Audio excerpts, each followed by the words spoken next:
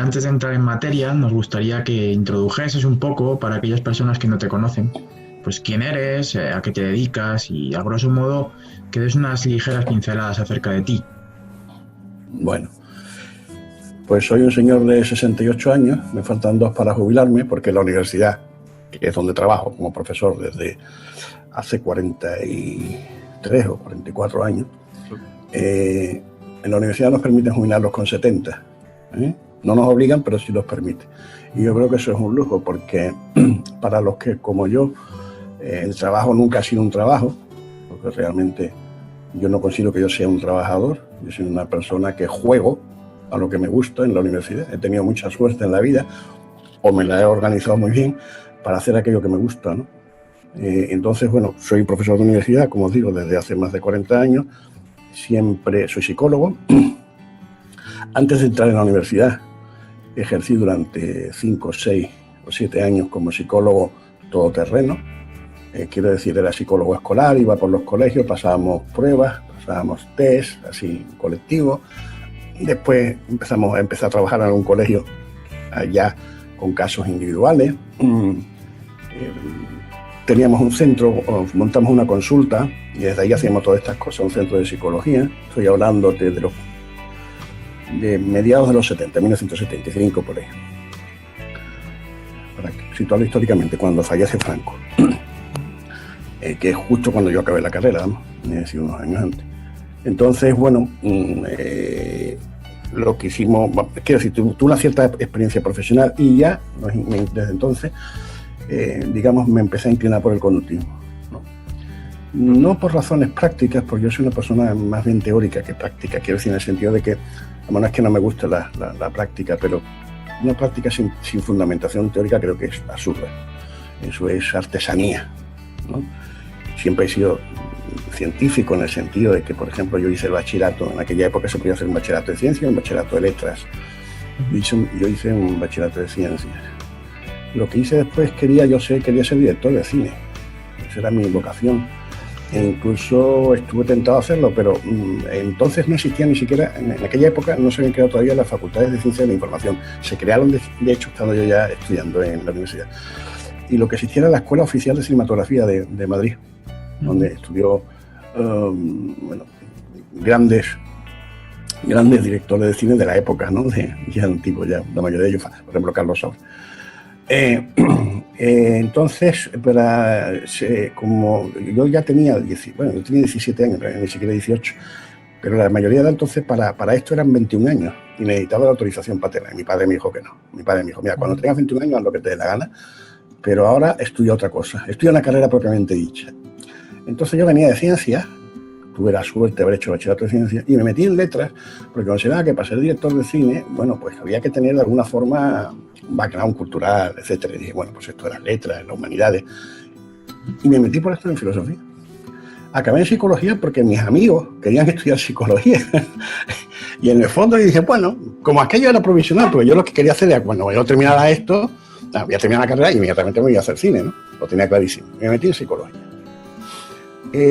Bueno, para mí era un coñazo estudiar, quiero decir que, bueno, sí, como siempre, es decir, éramos de letras, leíamos algunas cosas, a veces leía cosas interesantes, a veces la mayoría eran chorradas, pero bueno. Y en psicología, pues exactamente igual. Lo que pasa es que me encontré con Skinner. Y fue un flechazo, lo reconozco. Es decir, yo, fijaros, ahora me parece 30 años que se publicó, no, hace más. Fueron a finales de los 60, en los 70, sí, hace 50 años, que se publicó Más allá de la libertad y la dignidad. Y a mí ese libro, yo era izquierdoso, rojete, en fin, como casi todos los estudiantes en aquella época. Bueno, solamente, o sea, en aquella época quien no estaba en la izquierda es que era o tonto o un hijo de su madre, quiere decir, porque realmente estábamos en una dictadura, O sea, no creo que todos estábamos de alguna forma en contra de la dictadura, cada uno como proyecto. Entonces, bueno, yo leyendo aquellas, o sea, yo estaba acostumbrado a tener amigos de izquierda que criticaban mucho el conductismo, como que era muy fascista y tal, y yo me lo creía. Cuando yo leí Más allá de la libertad y la dignidad, dije, joder, este tío para mí es fenómeno, quiero decir, este tío lo que está haciendo precisamente no es precisamente un discurso de derechas, lo que pasa es que está introduciendo la ciencia como el método fundamental para hacer psicología. Y a partir de ahí empecé a leer Skinner, me lo leí. Bueno, en aquella época no, me lo he leído todo, pero a lo largo de mi vida. Pero me leí Ciencia y Conducta Humana, etcétera, y a partir de ahí, digamos, de alguna forma, me enamoré de la psicología gracias a Skinner. También de Pavlov, y también de un profesor que tuve que se llamaba Jaume Arnau, que todavía vive en la Universidad de Barcelona, porque nosotros estudiamos psicología como alumnos libres en la Universidad de Barcelona. Alumnos libres significaba que ibas solamente a examinarte, y el resto te tenías que buscar por tu cuenta. Entonces nosotros éramos un grupo de 18 personas aquí en Sevilla, bueno, cerca de 30 personas, al final quedamos 18, que estudiábamos a distancia y nos organizábamos nuestro propio estudio, es decir, hacíamos nuestros apuntes, leíamos y tal. Contactábamos con los profesores de Barcelona, los profesores de Barcelona los invitábamos a que vinieran un fin de semana con nosotros, teníamos un sitio de reunión, un aula, etcétera, y bueno, fuimos muy autodidactas, ¿no? Lo cual es una gran ventaja, sobre todo si se tiene en cuenta de las idioteces que suponen los planes de estudio de psicología en general. Y entonces, pues bueno, nos permitió ser bastante diferentes, ¿no? Entonces, bueno, ya te digo, y después acabé la carrera, empecé a trabajar, como digo, con un grupo de estos amigos en Psicólogo para Todo. Se fundó la Facultad de Psicología de Sevilla y nos llamaron a los 5, es decir, fuimos entrando un año, otro año, como profesores, pues no había muchos psicólogos en aquella época, y bueno, y desde entonces, ya después yo yo y todos mis compañeros dejamos ya todo lo que fue la actividad privada y nos dedicamos exclusivamente a la investigación y a la docencia en la universidad. Pero no os proporcionaban ni el temario. O sea, erais alumnos libres y os teníais que buscar todo el temario para... Sí, fíjate, alumnos libres en la dictadura. Qué contradicción, ¿verdad? Bueno, significaba, tú pagas la matrícula y te examinas al final de curso de todo. Y entonces sí, tú tenías un programa, lo que era un programa, que eran 4 o 5 folios escritos en el ordenador, donde venía una bibliografía y venían los temas. Y los manuales, etcétera, y ya está. Lo que pasa es que nosotros enseguida nos hicimos famosos, porque en Barcelona. Pues claro, éramos un grupo que invitábamos a los profesores, entonces los profesores venían. Imaginaros que tú eres profesor joven en aquella época en la Universidad de Barcelona y te invita a un grupo de chiflados que están en Sevilla estudiando psicología. Entonces tú vas allí y te encuentras con que ese grupo tiene un aula, de un colegio de curas, por cierto, pero que nos habían cedido un aula. Tenía un aula, teníamos lo que se llama entonces multicopista, no era un fotocopia, era una cosa muy rara dándole a una manivela, etcétera, que por cierto tuvimos que registrar en el Ministerio del Interior, porque podíamos hacer propaganda ilegal, entonces todo tenía que estar fichado, ¿no? Entonces allí hacíamos los apuntes a máquina y los pasábamos y hacíamos copias, 18, 20 copias, para que cada uno tuviera el apunte, y nos repartíamos los apuntes. Tú vas a hacer psicología general, el tema tal. Yo tuve la suerte que me tocó psicología general, psicología del aprendizaje. Claro, la suerte es importante en la vida. Entonces yo cuando empecé a leer aquello de Pablo, los experimentos de Skinner, a mí eso me llamó mucho la atención. Yo venía ya harto de los 2 años comunes de filosofía y letras, de mucha palabrería. Se hablaba mucho de todo, a veces se decían cosas interesantes, pero todo era opinable. Todo era, este dice esto, este dice el otro. Claro, aquello me desesperaba un poco, ¿no? Yo venía de bachillerato de ciencias. Entonces, claro, cuando yo vi los experimentos de Skinner, los experimentos de Pablo y tal, dije, esto es otra cosa. Aquí no son opiniones, son datos. Y además, qué curioso. Y entonces me empezó a interesar aquello como puro interés, digamos, por pura curiosidad intelectual, ¿no? Y bueno, y ya te digo, ya fui leyendo a Skinner y a otros conductistas, pero fundamentalmente Skinner y tal, y bueno, y eso fue todo, ¿no? Y entonces, bueno, en Barcelona, en aquella época, teníamos un programa muy moderno. Los catalanes entonces eran era donde estaba el progreso de España. Después se dedicaron a la cosa provinciana esta de la nacionalidad y tal, y han perdido eso, ¿no? Pero en aquella época, todo lo bueno estaba en Barcelona, de verdad, es decir, en teatro, en cine, en cultura, en cine. Para nosotros era un punto de referencia total. Y la universidad también. La universidad tenía en aquella época unos planes de estudio muy abiertos, donde teníamos muchas asignaturas optativas, con lo cual era impensable en aquella época, y podíamos elegir, ¿no? Entonces, bueno, pues no es que de allí surgiera nada, porque no había, quiero decir, conductista no había nadie, como en el profesorado, que se declarase conductista, nadie. Pero bueno, sí hubo, como te digo, Jaume Arnau, que después fue mi director de tesis, que al menos nos dio metodología experimental y nos enseñó lo importante que era el dato, el experimento, el método, etc. Y bueno, ya te digo, después de eso entré en la carrera y la universidad entonces era muy distinta y eso sí me gustaría hablar un poco. En la universidad de aquella época, fijaros, yo no sabía ni que tenía que hacer la tesis doctoral. Yo me enteré de eso 3 o 4 años después de haber entrado. ¿Por qué? Porque, bueno, aquello que había que montar una asignatura. Es decir, me dijo, bueno, tú vas a dar psicología del aprendizaje y tal. Bueno, ya sabía algo, pero muy poquito, claro. Ya el primer año, junto con otros 2 compañeros, José Carlos Caracuel y Francisco Fernández Serra, montamos el sistema Keller de instrucción personalizada, que es un sistema con notitas de instrucción personalizada, como se dice, para los universitarios. Escribimos un libro entre los 3, bueno, ya lo escribimos, diseñamos un manual, que la mayoría eran lecturas de otros manuales, fotocopiamos ciertas páginas de un manual, ciertas páginas de otro, etcétera.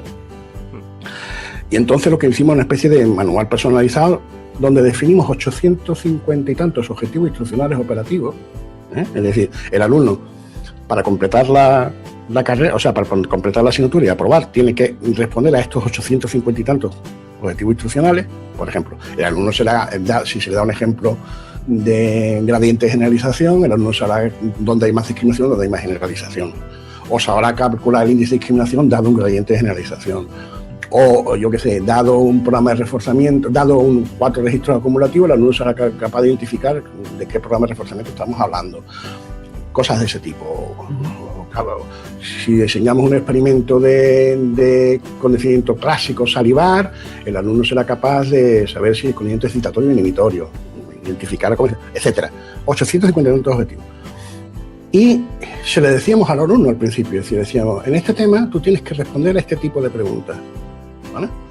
El alumno se leía el material y nosotros no dábamos clase, lo único que hacíamos era examinar como locos. Es decir, era una experiencia muy curiosa. Imagínate que tú entras en un aula y te encuentras un montón de alumnos en cola para examinarse. Entonces los alumnos llevaban una especie de vale sellado por nosotros con un sello que decía, está en la unidad tal, está por ejemplo en la unidad 4, está en la unidad 6, ha pasado. Entonces si te habías pasado de la unidad 4, ya te podías examinar de la 5 al día siguiente o dentro de un mes, cuando quisieras, pero ya estabas capacitado y entonces pasar a la unidad 4 no. Pedíamos el 100% de aciertos, es decir, tenía que ser, los objetivos eran objetivos básicos, por lo tanto no ha cubierto más o menos, no cabe decir, me sé más o menos el descubrimiento de América, ¿no? O sea, si están bien definidos los objetivos, tiene que ser esto y esto el descubrimiento de América, ¿no? Entonces, le hacíamos un examen tipo abierto de pequeñas preguntas en ese momento, se la corregíamos sobre la marcha y le dábamos el sello de que había pasado o no había pasado. Si no había pasado, no pasa nada. Si había pasado, al día siguiente, cuando él quisiera, se podía hacer. Quien hubiera acabado todos los objetivos al final del curso, ya estaba aprobado. Que los acababas en febrero, ya estabas aprobado, etc. Que querías sacar notable, entonces tenías que hacer de instructor de los compañeros. Era voluntariamente, cogías a un grupo de compañeros y les ayudabas en las tareas. Y entonces, dependiendo de la nota que sacaron tus compañeros, sacabas o no notable. Y si querías sobresaliente, hacías trabajo de laboratorio. El laboratorio consistía en una caja de Skinner absolutamente artesanal. De hecho, es muy gracioso porque la primera práctica era construir una caja de Skinner. Allí con serruchos, etcétera. Una cosa absolutamente artesanal. Pero hicimos experimentos interesantes. Una paloma.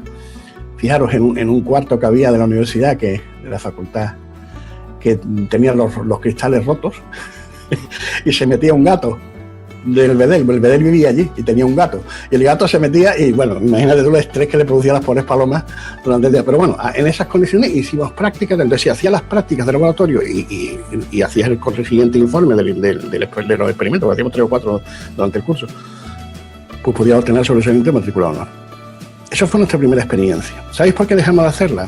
Pues por lo que se acaban las cosas, por lo que se acaba la conducta por extinción. Nadie nos reforzó, nadie nos dijo muy bien. Al revés. Incluso hubo compañeros que dijeron, estos tíos no dan clase, son unos caras. Trabajaban mucho más que dar clase, porque era corregir, me acuerdo que corregimos 9.000 y pico exámenes aquel año, o sea, quiero decir, éramos 3, pero pues, es decir, una barbaridad de trabajo. Porque claro, además los exámenes había que hacer un banco de preguntas, estamos hablando de una época que no había ordenadores, es decir, entonces era un fichero de estos de fichitas de papel, ¿no? De cartón, en cada una había unas preguntas, entonces sacábamos al azar por tema, en fin, era un trabajo pero fue el sistema Keller, sí, era un sistema basado en el sistema Keller, en el sistema de instrucción personalizada. dejamos de hacerlo y empezamos a entrar en una universidad que se fue empeorando con el tiempo. Es decir, perdimos gran parte de la ilusión, ganamos muchísimo en medio. La universidad hoy no se parece en nada a la de entonces. Eso de tener PowerPoint en cada aula, el tener los laboratorios que tenemos, etcétera, no tiene nada que ver con lo que teníamos en aquella época. Pero evidentemente la universidad perdió ilusión. Ser profesor de universidad hoy en día es meterte en una carrera profesional, es meterte en una profesión, investigación. Yo creo que ni los profesores ni los investigadores deben de ser profesionales, deben ser gente como muy vocacional. A ver, se trata con profesional en el sentido de que tienen que tener un sueldo obviamente digno y tienen que. Pero lo que quiero decir es que si básicamente fundamentalmente tú entras en esto de la universidad porque es una vía de trabajo, malo. Y hoy pasa, ¿no? Y si no pasa y entras con ilusión, porque mucha gente entra en esto por vocación y por ilusión, te la acaban cargando, porque el sistema de hoy de meritoriaje en la universidad es todo a base de publicaciones en revistas de impacto, y por lo tanto, si no estás en la mainstream de la psicología, pues revistas tan importantes, por ejemplo, como el Journal Experimental Analysis of Behavior, acaba de salir de los índices JCR. Es una barbaridad, una revista súper prestigiosa de toda la vida de Dios, pero claro, habla de cosas minoritarias y por lo tanto no tiene impacto, etcétera, y a partir de ahí, pues, fuera. Es decir, esto vamos a decir, pensamiento único un poquito, ¿no? Y la universidad se ha vuelto eso, pues una especie de gente acrítica que lo único que hace es replicar experimentos facilitos para que salgan, pensar como piensa el resto del mundo, de la humanidad. Yo me imagino que en algunos sitios, pues claro, hay de vez en cuando pensadores, pero fijaros que no los hay desde hace mucho tiempo. Si yo creo, por ejemplo, un Skinner hoy yo creo que no hubiera pasado los filtros que hoy se exigen en la universidad, ¿no? De impacto, etcétera, es decir.